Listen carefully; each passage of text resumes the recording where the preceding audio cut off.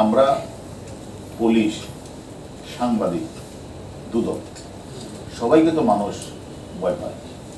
এখন আমরা যখন কারো পক্ষ থাকি, সে মানুষগুলি কিন্তু তারা কিন্তু সাহস করে যে কোনো কাজ করে।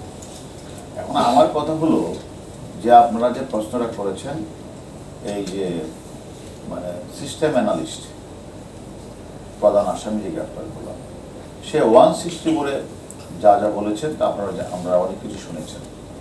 এখন আমরা মনে করি যে এখানে যাদের নামে এসেছি তাদেরকে প্রত্যেককে আমরা পর্যায়ক্রমে ডাকবো। আগে আমাদেরকে একটু বোর্ডের যে সাবেক চেয়ারম্যান, যিনি তাকে গতকাল ওএসডি করা হয়েছে, আপনারাই বললেন, সাংবাদিকদের তাকে আমরা আগামীকাল ডাকবো। তার সাথে কথা বলার পরে তারপরে আরো যারা আছে তাদের নাম এসেছে তাদের আমরা ডাকবো, তাদের সাথে কথা বলবো। আমরা মনে করি সকলের সাথে কথা বলে তথ্য বিশ্লেষণ করি আমরা আমাদের মামলাটা শেষ করব।